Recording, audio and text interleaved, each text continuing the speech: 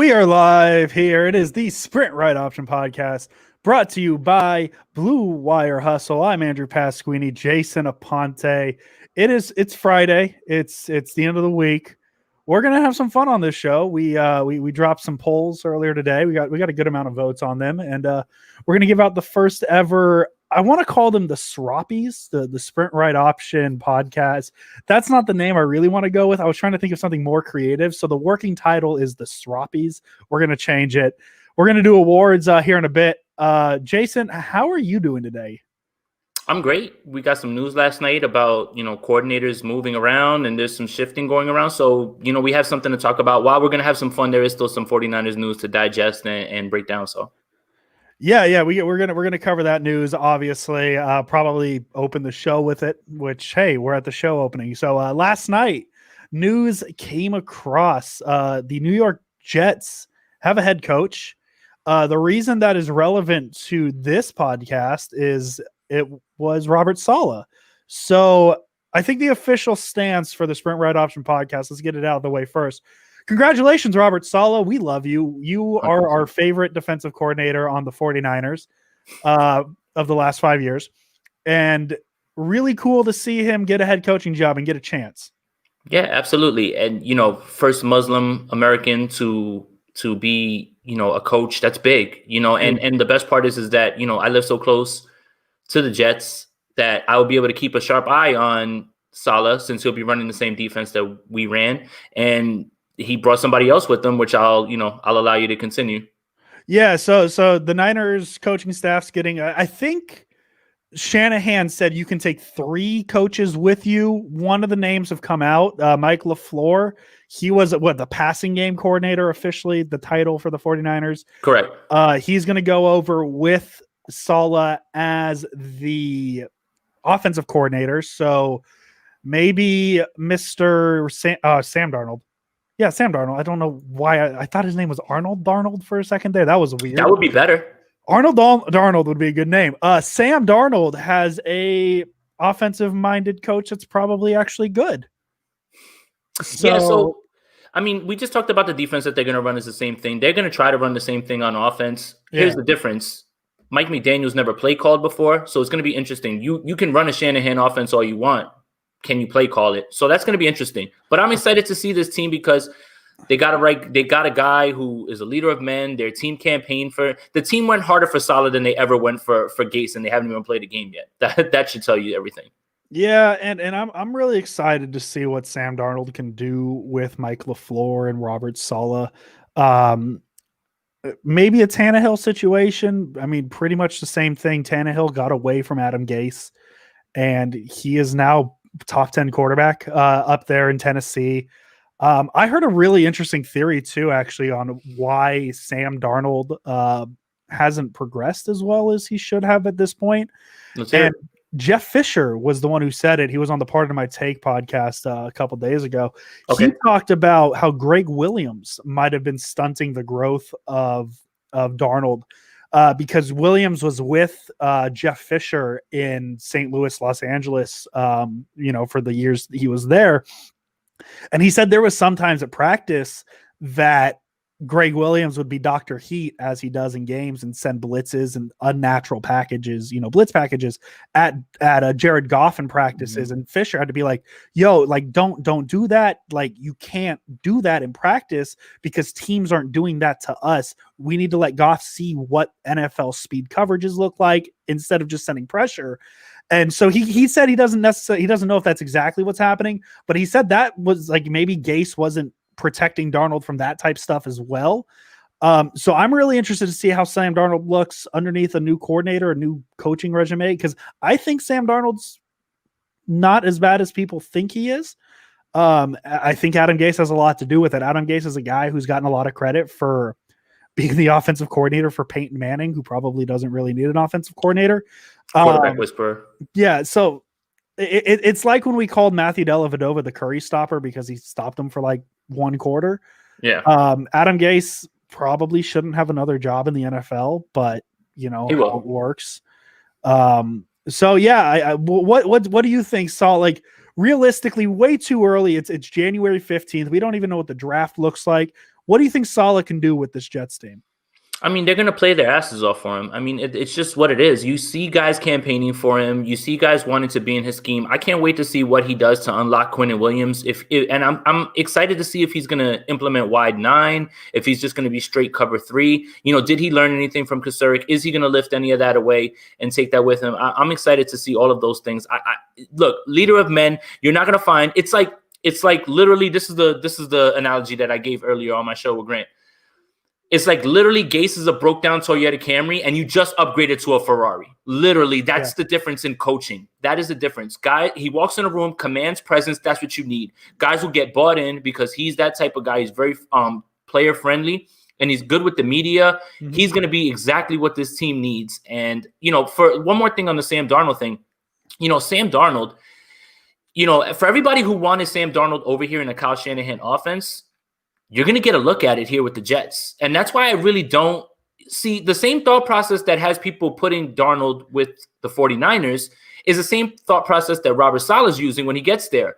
Guy's been in the wrong system. Let's put him in a system where he can be successful. And his ceiling is still, we don't know what it is, right? So I say you give him another year. He's cost control. Sam Darnold doesn't cost you a ton. I like the move about sticking with Darnold. I understand everybody wants Justin Fields, whatever it is. But if you can unlock Sam Darnold and somehow move that 2 pick for more assets and just keep building the right way, and you unlock Sam Darnold, then you did it the right way. It may not be what you want, but it may be the right thing. And that's the toughest, the biggest reward is from the toughest decisions. And this is it. Yeah, the Jets are in a pretty good position come draft time because I think there's a few ways they can go and probably be right in all of them. You could go the more unconventional route and say, hey, we don't want to test Darnold anymore. We don't want to find out what he is. Let's get a more 2021 quarterback in Justin Fields at 2. Sam Darnold's 23. Yeah, no, I don't disagree. I listen. I'm not advocating to get rid of Darnold. I think they need to give Darnold a chance. I'm just saying Justin Fields' skill set matches more 2021 NFL football than Darnold's does, and I could see them justifying it. I could see them going the route of we're going to keep Darnold. We're going to get him more protection. We know we got Becton last year in the first round. Why don't we get Penei Sewell? We'll figure out which one goes on which side and get Darnold coverage on both. You could even go the route of, hey, we might want to reach and get Darnold a weapon and go Devonta Smith out of Alabama, right? Get him a receiver, which I think is probably the most wrong option because I think receiver at 2 is probably a little bit of a stretch at this point. Mm-hmm. I think the most logical option for the Jets is trading back and taking Devonta Smith with whatever pick they get. I think Devonta Smith will be there 7, 8. There could be a team like Carolina that might want to upgrade quarterback, which I don't think they have Teddy Bridgewater, which isn't the worst option, but there's a team like Atlanta who might be moving Matt Ryan, who wants to trade up and guarantee to get Zach Wilson. The Jets slide back to 6 or 7, wherever the Falcons are, and take Smith there. So, I think the Jets are in a very good spot. For me personally, the Jets were probably 3rd on the list I wanted to see Saleh go to. I don't know if you had them that high or that low. I think in order for me, the best spots for Saleh was Jacksonville, the Chargers, and then the Jets. The Jets got a good defense. They're building something defensively. It's going to be a very, very fun, alternate reality thing to be like, well, we've talked about this. What if the Cardinals decided to go with Bosa and the Niners drafted Quinnen Williams? We get to kind of see that answer to see what Saleh can do with Quinnen Williams. Mm-hmm. I think the Chargers by default is probably the best available position because of Justin Herbert. I think that's a huge factor in this decision. Jacksonville, man, they have such a young defense with so much talent on that defense. And the first pick, they just decided to go with Urban Meyer, who apparently is allowed to hide the skeletons in his closet from 2 years ago better than Bieniemy over in Kansas City. Bieniemy, yeah, 12 years. So something that Eric Bieniemy did 12 years ago was stopping him from getting a job, but Urban Meyer gets signed. Things that make you go, things that make you go, huh? Interesting. So, Jacksonville was probably the best spot I thought for Saleh, but I'll take the Jets. If any reason, you know how I love my little sayings. If any reason I could yell on this podcast, Jets, Jets. I'm good. I'm cool with it. Yeah. And, if it's those 3, right, I'm going to rank them the Chargers, the Jets, and then Jacksonville. The only reason that I put Jacksonville lower is because the owner, I'm not Shad Khan, I believe, is pretty much it's his show as far as personnel goes. So as a head coach, when you walk into the interview and he says, "Look, we really like you, but I'm in charge of personnel," that kind of screams to me, when things go right, I'm going to take the credit because I built this roster. But when things go wrong, you're going to take the fall as the head coach. I can't see anybody really taking that. And Jacksonville is just such a dysfunctional organization. They'll end up with Trevor Lawrence. That's cool. But man, they accidentally ended up with Trevor Lawrence. For sure. I mean, if Robert Saleh can go to the New York Jets and turn them into a winner, man, that's just going to speak volumes to his coaching, because the Jets have been awful for so long and forever, basically. I live here. I know the pulse of Jets fans. I got a ton of text messages. What do you think? What do you think? I sent one word to all of those Jets fans who texted me. Congratulations. That's it. Pretty much that lets you know. You guys knocked it out of the park. He's a guy that's going to go fight for his players, and the Jets needs just some sense of stability. I mean, as wild of a sentence as it is, like, Saleh's probably their most stable head coach they've had since Rex Ryan. And that's crazy to think. Like, Adam Gase was always a bad hire. That was one I just didn't understand. The fact that Adam Gase was allowed to finish this season out, and I understand, listen, you want to go with the advanced tanking or graceful tanking, whatever you want to say, and they did it on purpose so they could lose more. Sure, to me that's not a stable situation. It doesn't show a stable front office, which one would argue that is a thing. Speaking of unstable front offices, the Jaguars, Trent Baalke's probably going to be their GM. So interesting. And then Matt Moses on the side here, he was ringing up the Panthers hired their GM, and the favorite in the house was considered to be Adam Peters. It wasn't. I don't even know who it was. I just saw the name. It wasn't Adam Peters, and I was very happy. So it seems like Adam Peters stays with San Francisco, and kind of curious to see what happens there, because it could be one of those scenarios where maybe in the next couple of years, John Lynch gets that promotion to team president and Peters steps in as the general manager. Because I do think Peters is a guy, he's been given a lot of credit for his ability to find, talent in the draft and all that. I could see him being a guy that kind of like Saleh, where last year Saleh was a name that was kind of whispered on, like you would see his name pop up every so often. And then this year he's getting all the attention. I could see Adam Peters being the exact same thing. This year it's the kind of like, hey, teams are kind of interested in him. And by this time next year, he might be the guy. And I could see the Niners being interested enough in retaining him to do that. So that's also good news for the 49ers. Listen, I know the solid news necessarily isn't the best news for 49er fans, but to me, man, to see him being able to go do his own thing, like, I'm going to watch the Jets. I'll watch the Jets to see what Robert Saleh does. I might even buy a Jets hat if 47 brand wants to send me a nice one, in a mystery box. Not send me the Chiefs one.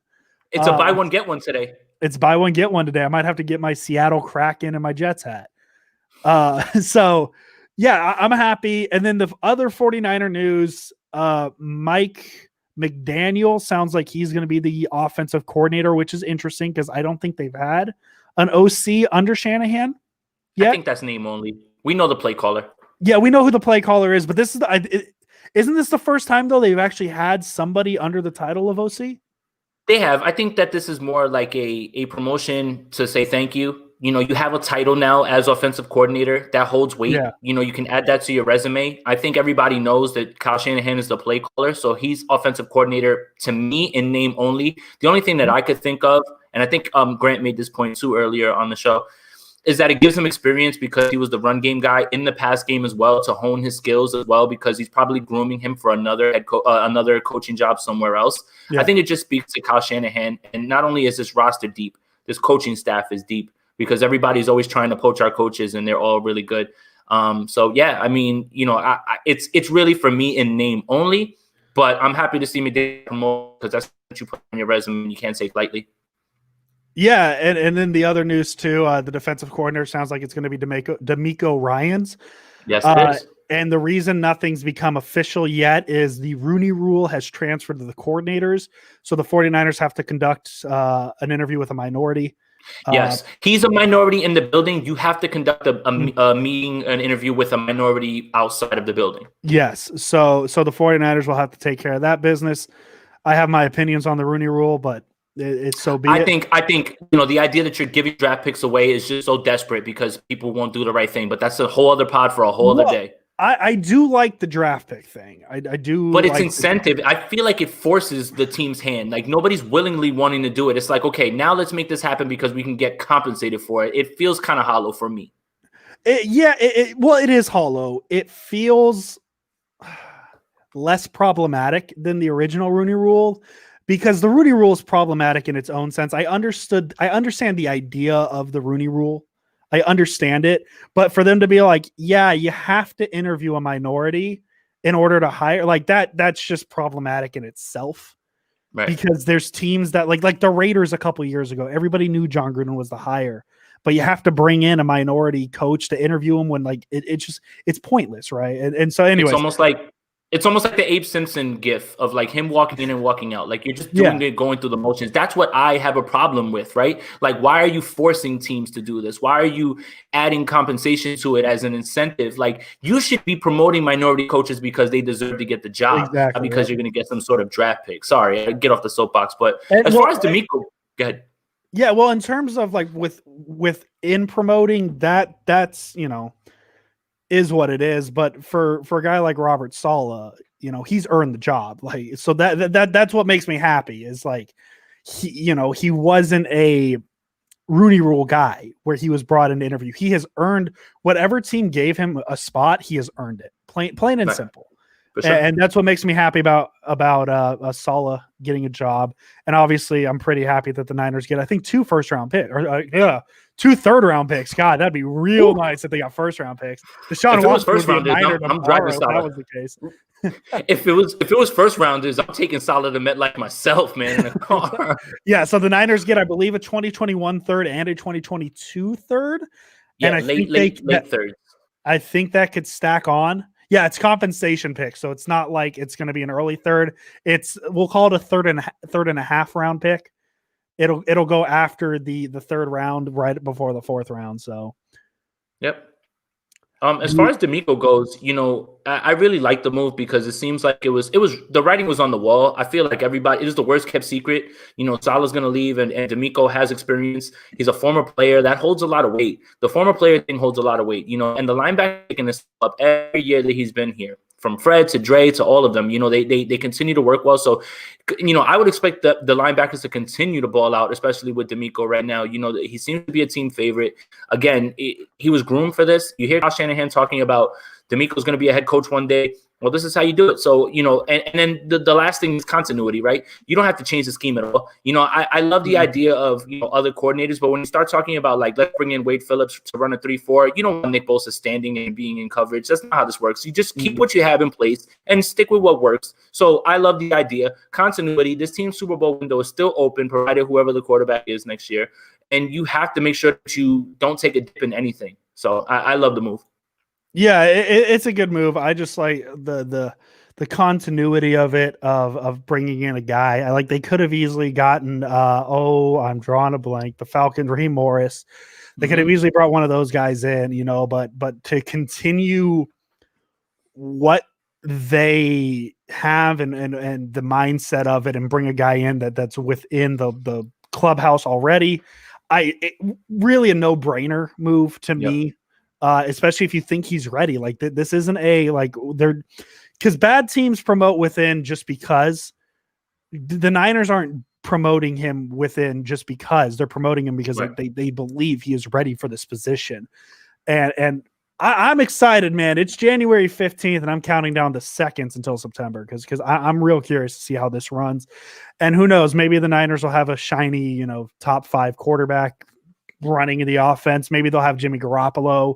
Who knows? It's a very exciting time to see where this team goes because this team's going to look significantly different come September. And ideally Trent Williams is still here and ideally Jason Verrett and all these guys, but it's an exciting time for the 49ers, and they have a lot of options this offseason. Absolutely. And, you just know that, you're getting your key guys, keeping a staff that understands what you want to do. And, if you're able to keep some of these free agents and possibly add something in the draft, and you're talking about being right back where you were in 2019, as long as the quarterback play is just a little bit better this year. Oh man, like it's just so insane to me that like all they need is average quarterback play. Like exactly. That's how good the 49ers are, is they just need average quarterback play. I mean, right. We saw how they looked. Like the Arizona game's the perfect example. That's literally the definition of average quarterback play. And they won that game. And it was one of those games where like the score was closer than it actually was. Arizona didn't really move the ball well. And that's I'm not trying to stir anything up, but like, could you imagine how big of a blowout that game would have been if like even just Jimmy Garoppolo was the quarterback? And nothing against CJ Beathard. Beathard did his job and did exactly what he was supposed to do. But could you imagine like that game if Deshaun Watson or Matt Stafford or even Matt Ryan, just these names that could be available, like that's not even a close game at that point. Like all you need is average quarterback play with this defense. It's insane. Top 5 defense, no Nick Bosa, no D Ford, no Solomon Thomas. And if the 49ers get an increase of 10% at quarterback, they're in the play. They're probably playing a game this weekend. You saw how competitive they were back-to-back games with CJ Beathard not turning the ball over. That's it. All you had to do was not turn the ball over. We literally said it every single week. That might even be a podcast episode where we just go through every turnover and be like, well, if you flip this one, they probably win this game. Like there's probably one turnover every game. Like off the top of my head, Philadelphia, the pick 6, you take that away, the Niners probably win that. Stuff like that. Or you hit that leak to Juice. Oh, sorry, I didn't mean to piss you off. You want to get to the fun stuff? Do we want to get to the fun stuff? Because let's do it. That's kind of we spent 20 minutes talking about Robert Saleh and how much we love him. I dressed up for this episode. I wore a button-up shirt. I don't know if you noticed because it is an award. I did notice, and the people in the chat noticed. Oh yeah, it's Bray Wyatt. It's the Firefly Funhouse. It's a great shirt. I spent way too much money on it, but the second they released it, I bought it. So the title is still a work in progress. We're just gonna call it the Sprint Ride Option Awards for today. This is a planned segment every year at this point. And I wish I had more creative like juices in my brain to come up with better categories. This was very straightforward. I really wanted to do like a play of the I did play of the year, but I really wanted to throw like McKinnon and the Wildcat, like kind of fun stuff. But I didn't because I was in the middle of work when I typed these out. You did a great job considering that too. I mean, I hope your employer doesn't listen to this podcast. I really hope not. I did it at work. If you're listening, I did it on my break. I did it on my lunch. That's when I typed these out, my lunch. So I just kind of lightly did 8 categories. Pretty straightforward. Left it up to a fan vote. I'm pretty happy with the amount of votes we got. It's not a lot, but it's a number that makes me happy that people care enough. So, I think we kind of put it out there a little bit later than we did, but even considering that, I saw how many votes we got, and it works. You mean I should have planned it better than waking up this morning and being I did not say that. And texting you at 8 a.m. and being like, oh my God, I forgot to make categories. I need to get this up. No, look, it happens. You have a job. Everybody's doing stuff. It worked. It's going to be fine. Trust me. Oh, it's going to be great. So the way I pictured it, we have 8 categories.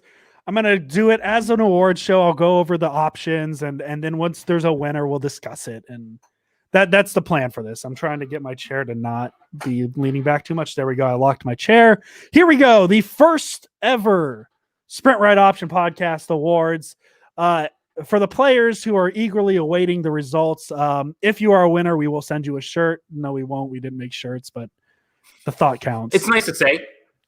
So I'm just going to go in the order of what I put it in, and there's no particular order here. It's just kind of when the idea came into my head. The first category for the first ever Sprint Ride Option Podcast Awards, the play of the year. The nominees are Mostert's touchdown in week 1 against Arizona, Mostert's touchdown in week 2 against the Jets, Brandon Ayuk's touchdown against the Eagles, and George Kittle's catch week 17 against Seattle. Those were the 4 nominees.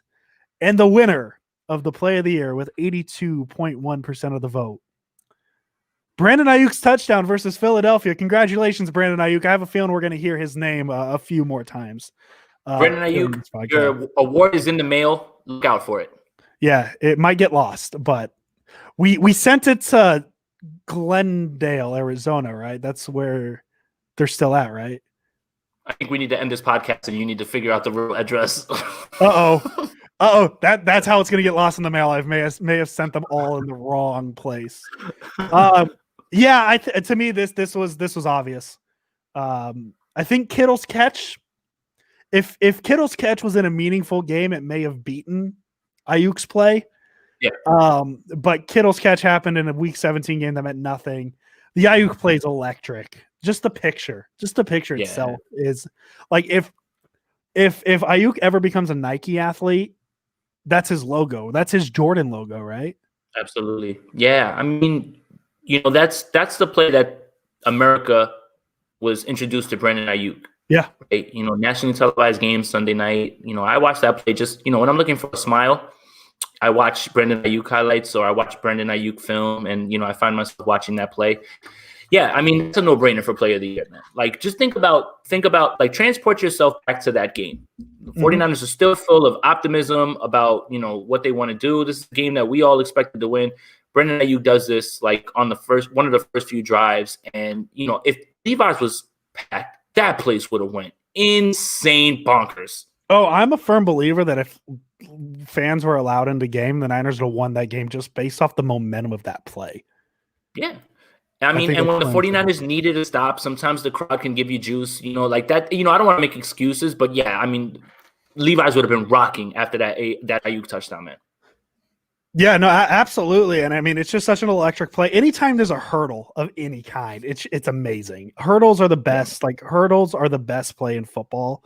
They're always so fun. And like, they're the most disrespectful thing I think you could do on a football field. Like, stiff arms are cool and all, but to jump over a human being and just go score a touchdown, like, ooh, that's a dunk on. That's dunked on. Yeah. Posterized. I'll never forget that play ever in my life. Never. It was a great play. I mean, I made it for my single All-Star 49ers version. That was the album cover. So. Yep, which I did see that get tweeted on the timeline again, but hey, we'll talk about that a little bit later. It got tweeted on the timeline. My song? Somebody was asking about 49er-related anthems, and a Weisenheimer went in the comments to put you. Who did that? Kyle? Okay, I like it. If you haven't heard my single, it's on my SoundCloud. I honestly, that's the coolest part about it is I can say I have my SoundCloud. I feel if I ever have a viral tweet, that's what I'm doing. Dude, you're gonna plug your SoundCloud and not the podcast? Thanks, appreciate it. Listen, I'm gonna plug my single, not my SoundCloud, sir. So here's the thing, right? I think if we did a poll about which of the two would be making music on SoundCloud, I'm pretty sure it would lean my way instead of yours.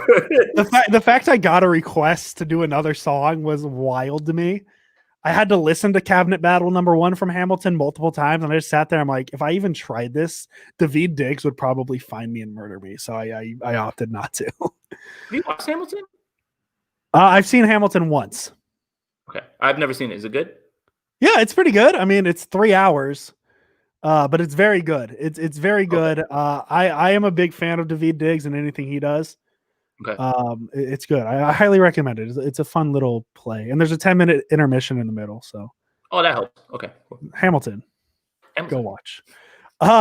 Rookie of the year, and listen, I know what the result was. I didn't even have to put the vote out. I could have told you who the rookie of the year was. This is one of the few categories that I created in order to say a name, a player's name that I felt like didn't really fit any category, but I feel like they should be mentioned on an award show. Rookie of the year, we had 2 nominees because that's really all they had. I could have put Charlie Warner on there, I guess, but you could have. Didn't. Or Michael Hasty. Rookie. Oh, that's true too. JaMychal Hasty's up there. Okay, well, I made a mistake. Anyways, it didn't matter. We know who the rookie of the year is. Rookie of the year, the 2 nominees, Brandon Ayuk. And then this is when they show like a highlight package with sound clips. And Javon Kinlaw. And I made this category because I just wanted to say Javon Kinlaw's name on the pod in this episode because he deserves some recognition. With a whopping what? Pick 6 Kinlaw.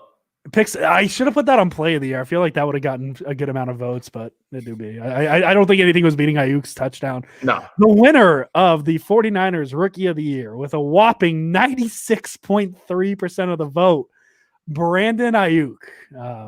So wait, 3.7% of the vote went to. That's like one vote to Kinlaw. One vote. So Javon Kinlaw, if you're listening, we appreciate you voting for yourself. I love. Actually, I would have voted Kinlaw personally, just to throw it off a little bit. Yeah, I mean, and look, it's not fair, right? Defensive linemen, rookie, they don't get, they don't get the love that wide receivers get. But yeah, it's clearly Brandon Ayuk, man. Come on. And I mean, if Brandon Ayuk played a full 16, he would probably be in the offensive rookie of the year conversation. Offensive rookie of the year, yeah. Kinlaw? No, Ayuk. Oh yes. Ayuk. Yeah, if Ayuk played a full 16, he would be in the offensive rookie of the year category. For sure. He probably would have had a better year than Justin Jefferson, who's but Justin Herbert's going to win it. Yeah, probably. Offensive rookie. I don't know, man. Justin Jefferson has a really good claim, but Herbert threw for 4 bands in like 12 games. It's insane. Yeah, but I mean, when I say conversation, I'm not saying Ayuk would have won. It would have been just like he would have been on the little graphics. Do we have any other words we want to say? I haven't even seen the results, so I don't know if we're going to get to talk about Ayuk again. Any final words you want to say about Brandon Ayuk other than we love him? I love Brandon Ayuk. I do. That's it. That's it. I love Brandon Ayuk too. He's going to be a fun 49er to watch him develop. Sure. The next category, best newcomer. So newest 49er, first season with the team. Three nominees in this category. Trent Williams, Brandon Ayuk. Hey, there's that guy again. And Kerry Hyder. So there was my 3 nominees. I don't know. I feel like I probably forgot somebody. I was half tempted to put River Craycraft there just because he's a name that gets a lot of attention. But is Jet McKinnon a newcomer? I guess he could have technically counted. Jason Verrett also could have counted. I went literal with first year on the team.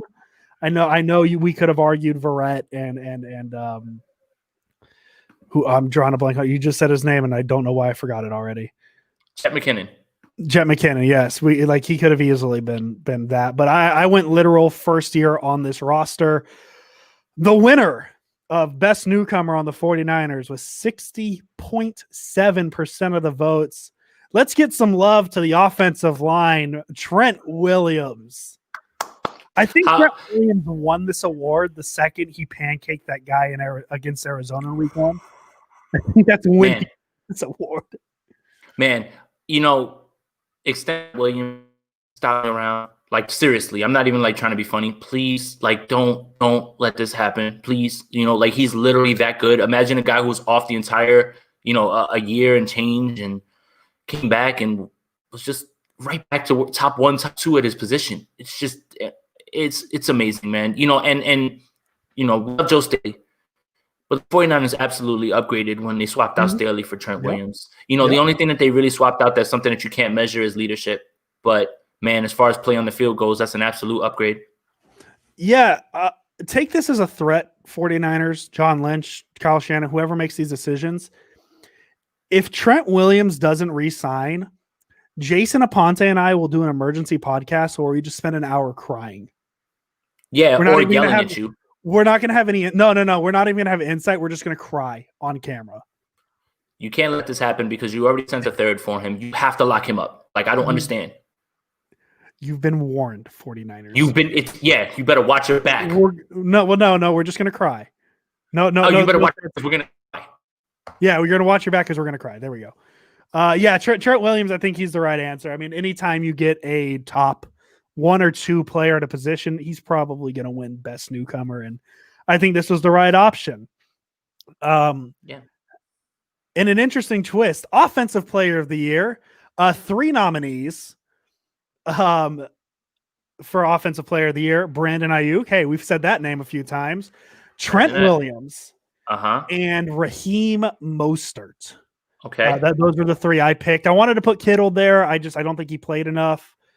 And Mostert led the team in rushing, and this is a run team, so I felt like that was fair.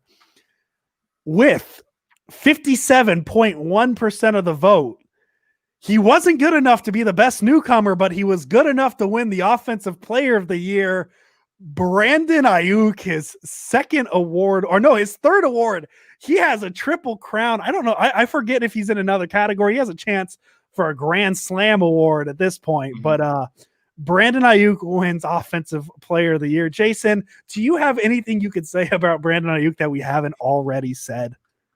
Yeah, I mean, you hear the whispers out of camp right away. He's the man, but you've heard that before. But then when you watch it translate on the field, yeah, I'm the man as soon as I show up.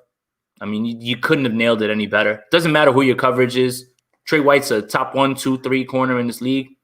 Brandon Ayuk turned him into mincemeat with Nick Mullins, throwing the ball to him. So, get that man a quarterback who can sling him the ball all over the field. Watch out.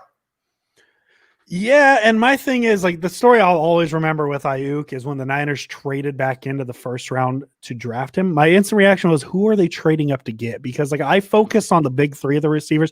Last year was the first year I kind of dove into draft film and all that stuff. I didn't really watch Ayuk.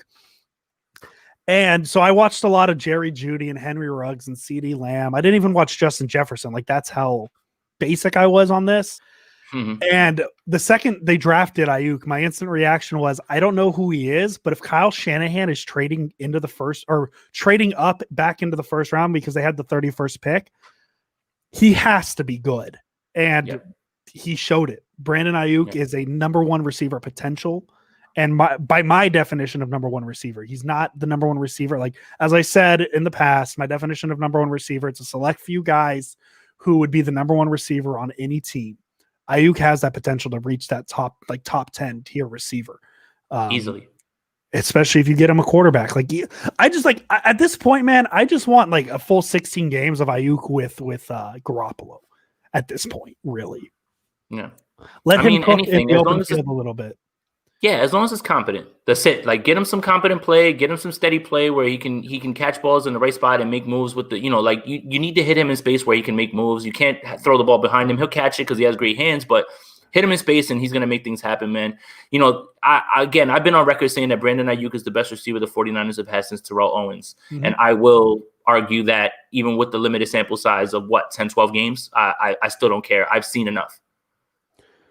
Yeah, he's going to be something special. I'm real interested to see what his career ends up being. Absolutely. And maybe I'm not even going to like make the drama and making you guys wait for the next name to be announced. This was probably the easiest answer to me. Defensive Player of the Year. The three nominees: Jason Verrett, Fred Warner, and Kerry. I put Kerry Hyder there. I think Kerry Hyder deserves a. He deserves a nod. The winner with 89.7% of the vote. Kind of know. Fred Warner. Come on. Yeah, Fred Warner, all pro Fred. He's good. Yeah, he's kind of good at football, right? He's something, man, and it's just so interesting to see how he's developed in different. Like, every year, he's developed. So he started as a tackler. I think he's had the second most amount of tackles by a 49er rookie, behind only Patrick Willis, who he's pretty good. Guy's kind of good. The next year, he kind of developed a little bit of pressuring the quarterback, getting in the backfield. This year, he's kind of turned into a pass coverage guy. He's getting interceptions more and more now. So it's very fun to see him develop, like, just right before our eyes. Who would you rather have? Fred Warner, number 48, or Fred Warner, number 54? Hey, Fred Warner 48 got a fumble recovery in week 1. I'll never forget that. Sherman, he knocked it out and then Sherman recovered it. So it was a forced fumble. So, 48 just has bad vibes because it's attached to Brian Allen. So give me 54, Warner. Somebody brought it because somebody posted a picture on 49ers Reddit of rookie Fred Warner talking about how 48 looked better. Like, it was different because usually linebackers wear 50s. Somebody made a good point. You had 52. You had 53. Now you have 54. And I thought that was fun.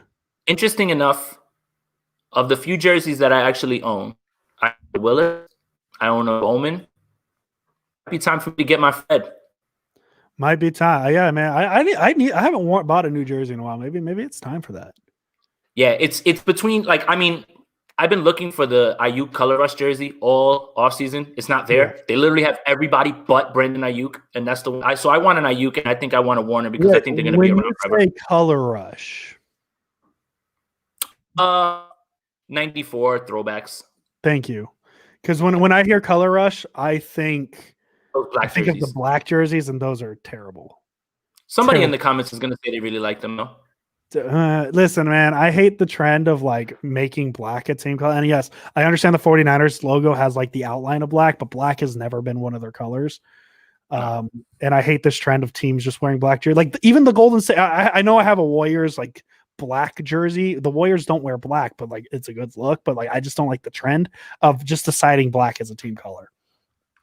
I'm sure we're going to be able to talk about Fred Warner in a bit here. However, there is one award that was special enough to actually be named after somebody.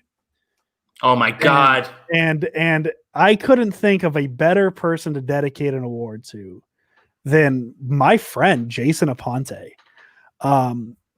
So the first ever, this is a huge award. This is a huge thing. This isn't just an award that I decided. I dedicated this to somebody.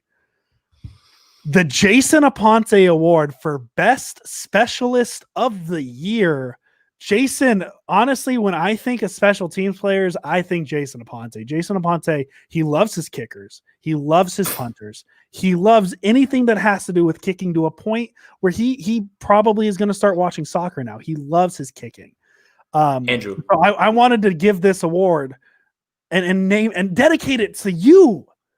Because you love it so much. So the nominees for the Jason Aponte Award for Best Specialist of the Year, Mitch Wishnowsky, Robbie Gould, and Tabor Pepper. There's my guy. That's fine. The winner of the first ever Jason Aponte Award for Best Specialist of the Year, 71.4% of the vote, Tabor Pepper. Congratulations to the long snapper of the 49ers. I kind of wanted to not put Tabor Pepper there just so it was either Wishnowsky or Robbie Gould. But I don't think there's been a player that has captured 49er fans like, I guess would be the word, because like we love Brandon Ayuk because he's good on the field. We love Debo. We love all these guys because they're good on the field. Tabor Pepper just kind of came in and like on Twitter, he's a must follow to me. And I wanted to get Tabor Pepper's name mentioned on this podcast. So congratulations, Tabor Pepper. You have won the first ever Jason Aponte Award for Best Specialist. Andrew, you really know how to push my buttons, man. But I'm so glad that Tabor Pepper was the one who actually won, this award. Honestly, whatever. We don't have to talk about kickers, but that's pretty awesome. Tabor's the man. Tabor, way to go, buddy. We love you. Hey, man, I almost put that as the play of the year, his downing the ball at the 1 against Washington, because that's a hard play for a long snapper. That is a hard play for a long snapper to snap the ball, block your guy, and then get downfield. That's a tough play. Impressive. Very impressive. So is there anything else you want to say about your award? No, I'm honored that there's an award with my name, and like I joke around with you. I think that's really funny that you did that, honestly. I got to think of an award named after myself, and it might. I was going to say, what are we going to do? I shouldn't just have one. You need to have one as well. What would the Andrew Pasquini Award be? The Andrew Pasquini for the Andrew Pasquini Award for best quarterback on the roster, and it would only be if Jameis Winston was on the roster. Wait a minute. And I would just rig the vote. The Andrew Pasquini Best Quarterback on the Roster Award. I already know who the winner is. Is it Kyle Juszczyk? It's a guy who runs out of the Wildcat really well. Oh, yeah. It's Jerick McKinnon, too. Yeah. I mean, no. I was trying to think of an award to name for me, but I don't think I have any, like, dislikes like that yet. Yeah, I don't think I have any tropes like that yet, but maybe next year for the second annual, because we can't call it the first annual because that makes no sense. So for the second annual Sprint Right Option Podcast Awards, maybe I'll be cool enough to have an award. Maybe if I shop at Marshall's enough and have the drip like that. Marshall, I told you that outfit was from H&M, and I paid like $50 for the whole thing. Oh man, I had to get that dig in there. That's great. This one was probably the one I was most interested in, and it looks like it's actually our closest category. That's good. Best win of the year. Oh, that's a good one because there's a few, and that's actually really interesting. I'm really interested to see how this ended up with the And votes. actually, to me, this is an upset. Okay, The best win of the year, the nominees, Week 6 versus the Rams, and I think that one gets a little bit of a boost to me because watching football all day, man, I could really say I've been waiting all day for Sunday night. oh my God, I walked right into. Somehow I walked into that and didn't even say anything. I try and get it in. I try my best to reference that as much as I can. So Week 6 versus the Rams, Week 7 at the Patriots, Week 12 at the Rams, Week 16 at Arizona. The winner. Andrew, I think I know. Hold on, before you do the winner, I think I know which one you think it is, or you wanted to. You would have voted for. I bounced back, but I think I had a pretty. I think I know what my answer was, and I think we'll talk about it after we announce the winner. Announce the winner. The winner of best win of the season, Week 12 at the Rams with 38.2% of the vote. And I'm very curious as to why. Like, I guess this one makes sense because I'm definitely on record saying if the Niners win this game against the Rams, I'm all in on the playoffs again. And boy, was I wrong on that. But my vote, if I had a vote, I didn't vote actually. I didn't vote on any of these. I did. You did, yeah. I didn't vote. I just kind of because I don't check the Sprint Right Option podcast. I wanted to find the results out right now, which is what I'm doing. Cool. I probably would have voted Week 16 at Arizona. That's what I would have thought. Just because it knocked the Cardinals out of the playoffs in their house, we've been using their house. I agree. That's the one that I knew you were gonna pick. Yeah. I think the reason that I leaned the Rams game is because the Rams mirror us anyway, obviously, because of McVay, right? And, they were labeled before they came into the first game as like the best team in the NFC, possibly, and blah, blah, blah. And for us to go in there, into their stadium, Sherman's back, Jimmy Ward's best game of the year. And the reason that is stuck in my mind is because I'm working on an article for him and I was just watching that tape. He was incredible in this game. And I think you guys don't understand how you have to go back and watch just watch Jimmy Ward. Just watch Jimmy Ward in this game and you'll be thoroughly entertained. The man was everywhere. There's something different about the Rams rivalry than it is the Cardinals, right? Like it's nice to knock the Cardinals off, but I think everybody was kind of watching that game Christmas time, like, if we win, it's cool. But the Rams one, I think everybody always wants to beat the Rams. And I think that one was the one that why everybody gravitated to that one. Well, I think it's because, for me at least, when you picture the history of the NFL and like the most notable teams in NFL history, and I'm not trying to say the Rams are like a notable team in NFL history. They're probably top 10 in terms of notoriety. They're not like a top, like the Rams aren't the 49ers. The Rams aren't the Cowboys. The Rams aren't the, all these other legendary NFL teams. Even in the Seahawks at this point. Yeah, but they're definitely higher on that board than the Cardinals. The Cardinals have never really been a consistently great team. I know they went to a Super Bowl. I know they had some good teams with Carson Palmer, but they've never really been consistently great. Where I think every team in the NFC West outside of Arizona, they've had pockets of success. The Rams had the greatest show on turf. They're currently in a pocket of success. The 49ers are like they're the 49ers. And the Seahawks, since they've brought, pretty much since Matt Hasselbeck, they've been a relevant team. Yeah. I think that's why Arizona isn't considered as great as a rival as the rest of them. But give them time. That's my guy Brad right there. It's, SF49ers on Instagram. Make sure you follow him. And Twitter. Yeah, we give him shout outs too. That's my guy Brad. He pulled up. With the Rams, I just, like you said, it's just, same old sorry Rams. That's a thing. That's something that we basically, and then I think the second game was, why the 49er fans were so jazzed?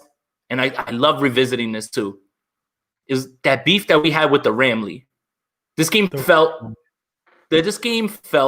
different. And we all wanted to win this game because the Rams were so chest out that they pulled up to 49ers Twitter and thought they were doing something, right? And tried to call people out. And then when the game was over, I immediately hit my petty button and so did everybody else, right? No matter what you say, we're in the playoffs, swept by the 49ers, 4 straight. How does it feel? Feels great, people. Yeah, Baby. change it. No. Baby. No, we don't say that anymore. No, not me. I'm not. All right, we have reached the final category of the night, the 8th and final award, the most valuable player. I put 4 players here. I put 2 on defense, 2 on offense. I thought they were the players that deserved the most notoriety. The 4, oh, by the way, the win of the season was the closest category. Second place finished 8% behind the winner, which was the second place was the Arizona game. The MVP, the 4 nominees for the most valuable player for the 49ers in 2020, Fred Warner, Raheem Mostert, Jason Verrett, and Brandon Ayuk. The winner. This one's interesting. Go ahead. This one is very interesting, but it wasn't interesting to the fans. The winner, 87.9% of the vote, add an MVP trophy next to that All-Pro trophy. Fred Warner is your 2020 MVP, according to the Sprint Right Option podcast. Incredible, man. I mean, just the way that he's smart, navigates the defense, what he does in coverage isn't necessarily man-to-man, but what he does as far as asking to do, he's just incredible, man. Like, we nailed out of the park. Let's go get his brother, who he said, as far as brothers go, he's way better than I am. And I seem to remember Joey Bosa saying the same thing about Nick Bosa. The Niners should just draft every family member of every player. Arch Manning in 4 years. Hey, why not? Daddy Brunskill. How many other siblings are there? I mean, they should get a McCourty brother. How many other? Well, I already made the Manning joke. I was going to say get Eli out of retirement. You think they could get Tiki and Rondé out of retirement? You think we could trade for JJ and TJ? Ooh, but what about the Derek? We need Derek too. Oh, all 3 of them. He's a replacement for Juice. Yeah. Who don't they have a fullback? Yeah, Derek Watt. Oh, there you go. Who else? Ooh, no, we get Cooper Manning, the third one. Yep. The other Manning. Which is still no. What's funny is what's funny about that is Lil Wayne. Born, I think he's born and raised in Louisiana. He said growing up, like the Manning brothers were the hot stuff in high school and all that stuff, which is obviously, which is obvious, right? But he said Cooper was the one who got all the hype. Like out of all 3 of them, the one who never played in the NFL. I don't even think he played college ball. There's Pittman coming out of college. Asante Samuel Jr. is going to be available. Like Patrick Surtain. That's fam. Those are sons. Those are sons. I'll just take any family member of any NFL player like that. That'd be real fun. That's it. So yeah, I think we all can agree that the MVP of the year was Fred Warner. So congratulations to all of them, all the winners and all the nominees. You can go to State Farm Stadium in Arizona to go pick up your commemorative shirt because I sent it there on accident. That's rough. Jason, do you have any last second things you want to say before we call it a day? I think this is probably, unless we reference it on later shows, this is probably the last time that we're going to look back on this year. Right? Yeah. So everything else that we'll do will have references back to what happened last year. But, season's over. This is season awards. We've done a season recap. This is it, to put a bow on the season. Something. But everything has the reason. The reason that everything happened was right in front of you. All injuries. Don't have to overthink it. The team is well coached. As long as they come back healthy, and prepared to play next year, which there's no doubt in my mind that they will. This team will be fine. So take this year. Let's get a high pick. Let's see what they do. I'm not going to speculate on what they should do or what they will do. We've done that to death. But the season was what it was. And, for all of the negatives, we did a really good job of highlighting some positives as much as we could. And I'm proud of our podcast for not being in the dumps the entire time. Next week is going to be actually the negative season review where we're just going to find all the bad stuff. It's going to be a 7 hour. It's going to be a 7 hour podcast. So be ready. Bring food. We're going to be ready. Jason's going to be up until 5 a.m. his time. I that's something I take pride in, man. We could have easily talked negatively about this entire season. we wanted to make it fun, make it positive, because like, as I said, and I'm going to constantly say it, we get to talk about the 49ers. Like, we get to talk about football. What isn't there to have fun with it? People, like, we don't want to take it too seriously. It is what it is. Jason, I got 4 rapid fire questions for you. Go for it. Rams, Packers.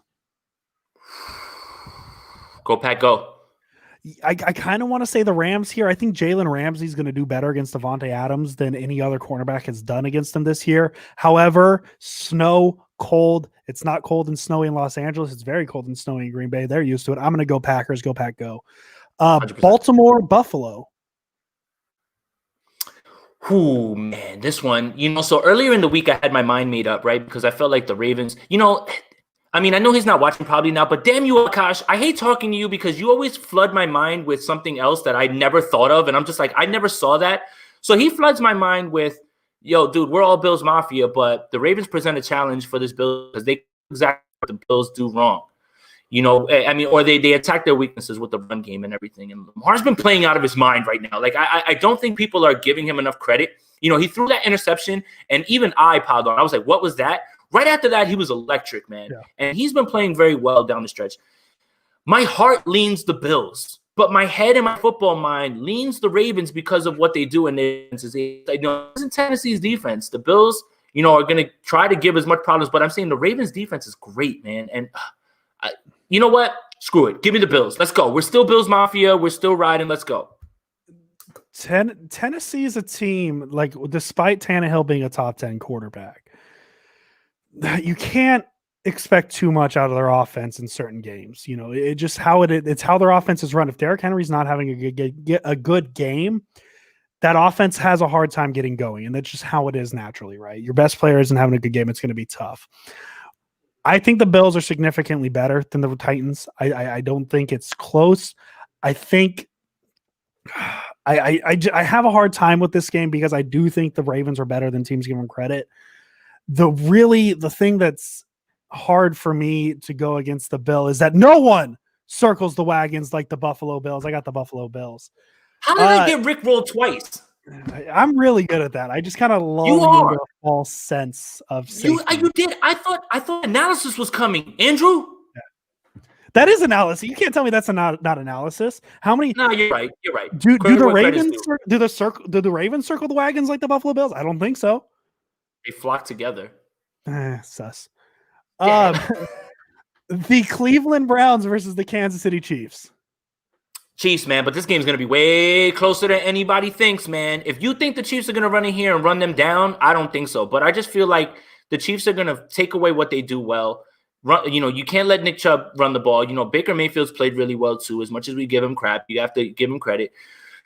But man, it's just too much. It's just too much. You can't stop them all game. If you do stop them in spurts, you better make sure that you're up a bunch, because if you leave it if you leave it in the last seconds with Mahomes, that's exactly what the Chiefs want, and you're gonna lose. So give me the Chiefs. Yeah, the thing with the Chiefs is as dumb as this sounds, they're a good football team, and I think they are one of the rare teams in NFL history that have a switch that you can flip. Yeah. And I have a feeling like they did it against Atlanta. They've done it multiple. They did it against the Raiders the second game. The first game they lost. Second game they just kind of flipped the switch when they needed to. I think they're going to be able to flip the switch, and I think something they're going to be able to take advantage of here. And I haven't seen a lot of people talking about it. Yeah. This is the first time in NFL history that a divisional playoff game is going to feature a team who has a Super Bowl hangover. The Browns won their Super Bowl last week. They beat Ben Roethlisberger for the first time in Pittsburgh. Like, I have a friend who's a Browns fan, and I've been tempted to ask her, like, do you care at this point what happens? Because like if anything, if a team was supposed to lose a game, it was the Browns last week without their head coach against a team as good. And the Browns don't win that game if the Steelers don't spot them 28 points by the time I got back from Target. Man, I quick story. I leave after the afternoon game, whatever the afternoon game was at that point. I forget what it was. And I'm like, yeah, I'm going to run to Target. I'll miss some of the first quarter. Probably won't miss much, whatever. I left my phone at home because I'm just like, I'm going to run to Target real quick. I come back and the score is 28-0. I missed it all. I didn't know what happened. So yeah, I got Kansas City. I just think they're the better football team, and that's what it is. Yeah, I mean, and that's what it all boils down to. Final question. Tampa Bay, New Orleans, third time this season. New Orleans is 2-0 against them. Who you got? This one is the game that I'm looking forward to the most, man. Old man bowl, division rivals. The Saints hate the Bucks. The Bucks hate the Saints. This one has all the juice. That's why they left it as the last game on Sunday. You know what? You go first. Talk me into it. Yeah, I mean, this game, it's really, really interesting to me how this matchup is, because what we're really looking at is the future of the NFL. And let me explain. There's too many mobile quarterbacks in the NFL at this point. I think the next mold of the NFL quarterback is quarterbacks who just can't move in the pocket. And Tom Brady and Drew Brees are top 5 quarterbacks at this point, right? Because they can't move. That's a joke, guys. Yeah, I get it. Well, you know, sometimes people say things and people take it very seriously. For sure. I have a really, as crappy as this sounds, to me, it comes down to the quarterback who's performing better at this point. And I think it's Tom Brady. Yeah. Listen, the Saints are only playing in this game right now because they got the virtue of playing against the Bears in the first round. If they play an average football team, I don't think they played well enough in that game to beat an. I honestly, if I got that performance, if I isolate that performance and I take the NFC wildcard Saints and move them to the 49er game, I think the 49ers beat them in that game with how poorly the Saints played. They only played well, or they only won that game because they got to play the Bears. That's really what it was. Trubisky threw a touchdown dime that was dropped. Like, yeah, you can't, you know. And I didn't want to yell about it, but my goodness, Matt Nagy, it worked. Your receiver dropped it. It happens. That is not an excuse to not throw the deep ball again all game. Anyways. Yep. With that he got his job, though. He got his job back. Yeah, exactly. With that being said, I think my pick here is Tom Brady is playing better than Drew Brees. I think the Buccaneers defense is going to be able to bottle up Brees. I think they're going to figure it out after the first 2 losses. Yes, I understand that the Saints dominated both. I'm not saying that it's hard to beat a team 3 times in a season. I'm gonna say the Buccaneers, and yes, I understand they couldn't stop Heineke, but at the same time, like it's the same thing. Like, it's the backup quarterback. You don't really know what to expect out of him. It made it a little tougher. They know what to expect out of Drew Brees. I'm gonna go Buccaneers at the risk of being wrong. Yeah, I'm going to go Bucks too. It's going to be a close game just based on divisional. You know who they are. Tyler Heineke played out of his mind, mobile, armed. You know, that's nothing. Drew Brees has none of those gifts, none of those at this point in his career. So give me the Bucks. You know, it boils down to exactly what you said, you know, about better quarterback play at this point. And it's just, you know, Tom Brady still is slinging that thing. Like, for all the people that swear that Tom Brady never had an arm, his arm doesn't get better at 43. You know, like, that's literally been his arm the entire time. Like, I think we were a little bit duped into thinking that he didn't have a great arm. So, yeah, give me the Bucks, man. You know, it's going to come down to, can the Bucks limit big plays, not allow Alvin Kamara to go off? But at the end of the game, if it's going to be Brady with the ball, I like my chances. So, yeah, I mean, the Saints probably have a better top-down roster, but Brees is just – he's, like, hanging on by a thread. Like, this run to this last Super Bowl, like, whatever it is like this is the end. This is the end. And Brady doesn't seem to be there yet. No. Yeah, no, I think whenever the Saints lose or however, you know, win their last game, I think whatever their last game is this postseason is the last game for Drew Brees. Yeah, I think that's Brees it. is done after this season, and that's what it is. Yep. Jason, I have some good news for you. Let's go. Deshaun Watson's a 49er. No, that's not the good news yet. Damn it. The good news is, if you're tired of hearing our voices and you don't like hearing us talk, you can read what we say now. 49ersgoldmine.com. Jason Aponte and I are part of a wonderful, wonderful group of people. We came together, made this website. Well, Jason and I, we didn't make the website. But, we just did the easy stuff. Other more skilled people. Listen, we are the Trent Dilfer of this website. The defense really carried it. Other people carried it. We're just here for the ride. Jason has a pretty good article up about Jason Verrett being a priority free agent signing for the 49ers. I have an article up about Jimmy Garoppolo and kind of the case of making him the 2021 starter. It's part of a series. I'm going to include other quarterbacks. You know, you'll find out who they are. We have a few articles up. Marco has one up. Brett, he is our tape guy. If you want to learn football, Brett's the guy. Go read his articles. I think I'm going to work on a series with him. The working title is Explain It to Andrew. It's just explaining basic concepts to me because I don't understand them. But go check out 49ersgoldmine.com. We have a lot of talented writers, and people who are passionate about what we do. So go check it out if you want to read what Jason and I have to say, including other people. So that's going to be it for this edition of the Sprint Ride Option Podcast. We'll be back Wednesday with a show that's yet to be determined. We're going to figure it out because there's really not much to talk about at this point. We could easily we'll come up with something, and when we do, we'll tweet it out. Jason Aponte, is there any last second things you would like to say on this podcast today? No, just what a year, and the content's going to continue. We've got the Senior Bowl at the end of this month. There's plenty to talk about.